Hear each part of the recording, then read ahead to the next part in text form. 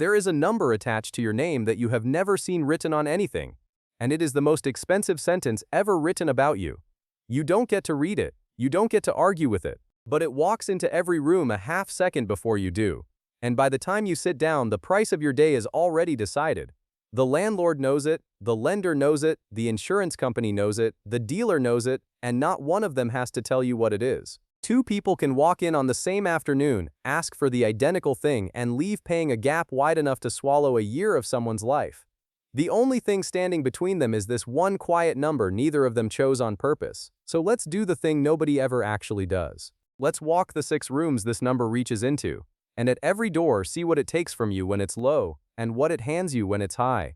Same person, same effort, 2 completely different prices for being alive. The first room is the one over your head, because that's where the number reaches you before you've even unpacked. Picture it low. You find a place you can almost afford, $850 a month, and you fill out the application with the good pen, and you wait. 2 days later the email says the unit's been taken. You drive by a month later and the sign is still in the window. It was never taken. You were filtered, quietly, by a number you'll never get to see. The next building doesn't bother pretending. They'll rent to you, but they want first month, last month, and a deposit stacked on top that's heavier than either, and a co-signer's name on the line as insurance against the person the number says you might be.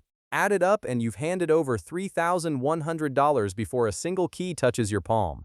That's the toll at the bottom, collected before you've slept one night in a room you supposedly rented. Now lift the number and replay the exact same afternoon. The manager runs it, the corner of his mouth lifts, and he slides the keys across the desk. 1 month's deposit, and half of that he tells you he'll probably refund. No cosigner, no interrogation. He calls you a model applicant and means it because the number told him so before you opened your mouth. Same building, same hallway, same you carrying the same boxes. One version of you bled $3,000 to get through the door, and the other version got the door held open with a smile. The walls didn't move an inch, the number did all the moving. And renting is the gentle version. The real distance shows up the day you try to own. Low, the lender slides a rate across the table that makes your stomach drop. And on a small starter house priced at $230,000, the interest stacked over 30 years quietly grows taller than the house you're buying. On top of that, they clip an extra payment onto every month, insurance that protects them and not you, charged for the privilege of being a risk. Hi, that identical house, that identical lender, the rate falls by a wide margin, the extra insurance never appears at all, and across 3 decades you simply keep a pile of money the low version of you would have shoveled into a bank's pocket without ever touching it. Same front door, same square footage.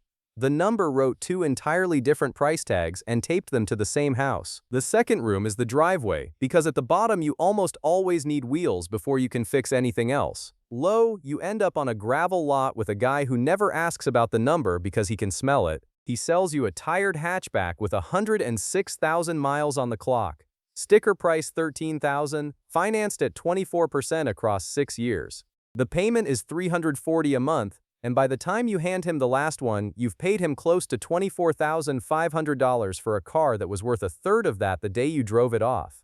More than $10,000 of that is interest alone. You're not buying transportation. You're renting the right to be yourself at this number by the month with interest. And you know it the whole time you're signing, but your shift starts at 6 and walking isn't an option. Hi. You stroll into a real showroom with a pre-approval already folded in your jacket at a rate under 4%. And you don't haggle, you announce. The salesman drops the price before you finished your sentence because he read the number off your application and he knows you'll be 3 blocks away if he blinks. A newer, faster, frankly better car runs you under $3,000 in total interest. Lay the 2 deals next to each other. $10,000 in interest for a beat-up hatchback at the bottom. $3,000 for something nicer at the top. The car is not the variable. Your salary is not the variable. The number glowing on the dealer's monitor is the only thing that changed. The third room is the one nobody warns the young about, and it's the small everyday bleed, the death by 1,000 quiet cuts. Low, the phone carrier won't hand you a plan, so you pay $300 up front for a prepaid brick. The power company wants a deposit before a single light turns on. The gas company wants its own. Every utility, every sign-up, every basic adult thing has a little toll booth bolted to the front of it.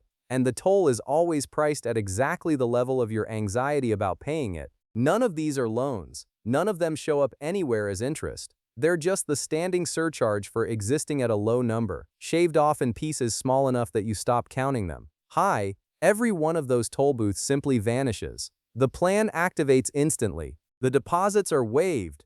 The doors that used to demand a fee just swing open like they were never locked. The fourth room is the meanest, because it punishes you for borrowing without you ever borrowing a thing, and that's your insurance. Low, the policy renews and the premium jumps $55 a month, and you never filed a claim, never dented a fender, never did anything but breathe. They pulled the number, decided you were the type who eventually cost them, and quietly billed you for a future you haven't lived yet. You don't get a vote or even a heads up. Hi, the company rechecks the number at renewal, and the premium slides down $70 a month. No phone call, no negotiation, no request from you at all. Same hands on the same wheel, same spotless record, priced two completely opposite ways. It was never about how you drive. It was about the number from the first day, deciding whether you were a liability to tax or a customer to protect. The fifth room is the one that opens at the worst possible moment, the emergency, the week the money runs out before the day's due. Low, rent comes up $200 short, so you walk into a place with neon in the window. $300 now, $350 owed in 14 days, which annualized lands somewhere past 400%. You pay it back, and paying it back leaves you short again. So you borrow again, and the door of the trap clicks shut behind you, because the trap closing is the entire product. That's what one bad week costs at the bottom, a debt that quietly eats the next paycheck, and starts in on the one after. Hi, the same emergency barely makes a sound. There's a rewards card sitting at zero with a 5-figure ceiling, or a credit line the bank offered you that you never even asked for, and you cover the gap at a rate so small it never becomes a story you tell anyone. Identical emergency. One version is a snare, the other is a forgettable Tuesday. The sixth room is the slow one, the one that quietly decides every other room, and that's whether the number lets you build or buries you alive under its absence. Low, every dollar you scrape gets eaten before it can rest, by interest, by deposits, by surcharges, by the standing tax on being you, so nothing is ever left to save, and with nothing to save the number can't rise, and because it can't rise the tax never lifts. That's the floor underneath all the other floors. The number keeps you broke, and being broke keeps the number low, and the circle never opens on its own. High, the whole machine spins the other way. The money you stopped losing to interest gets saved, then invested, then it starts earning on its own. The cards quietly pay you back for spending you were doing regardless. The bank phones you to cut your mortgage rate before refinancing has even crossed your mind, because it would rather hand you a small gift than risk a competitor stealing a file this clean. At the bottom you chase the system and it sprints away from you. At the top the system chases you, and you're the one who gets to decide whether to pick up. Stand back and look at all 6 rooms at once, and the distance is almost obscene. At the bottom you pay $3,000 just to be let inside a rented room, $10,000 in interest for a dying car, deposits on your phone and your power and your gas, a tax on insurance you never earned, a payday trap chewing through your paychecks, and underneath every bit of it, nothing ever left over to climb out with. At the top, the deposit is waived, the financing is cheap, the everyday tolls evaporate, the insurance quietly drops, the emergency is a non-event, and the money you get to keep starts quietly making more of itself. Same person. Same hours, same effort poured into the same life. The number simply wrote 2 of them, which drags us to the only question that matters. What is this thing actually measuring, that it can do all of that to one person? And here is where nearly everyone guesses wrong.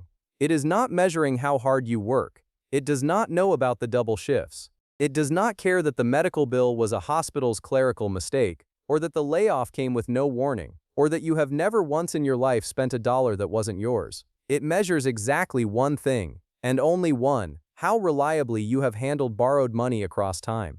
That's the whole of it. A single reading, taken by something that has never met you, never heard your voice, and that one reading gets stamped onto the price of your apartment, your car, your phone, your insurance, your worst week, and your entire future. The most powerful verdict ever passed on your life, delivered by a formula that doesn't know your name and never will. Which, strangely, is the good news, because if it only measures one thing, then moving it is not a secret and not a trick and not something anybody gets to sell you. Pay every bill on time, every single month, because time is the one ingredient none of the shortcuts can counterfeit. And because one payment that slips 30 days late can erase a year of climbing in a single afternoon. Keep what you owe under a tenth of what you're allowed to borrow. Because a maxed out limit reads to the system as panic, and panic is the single most expensive thing you can broadcast about yourself.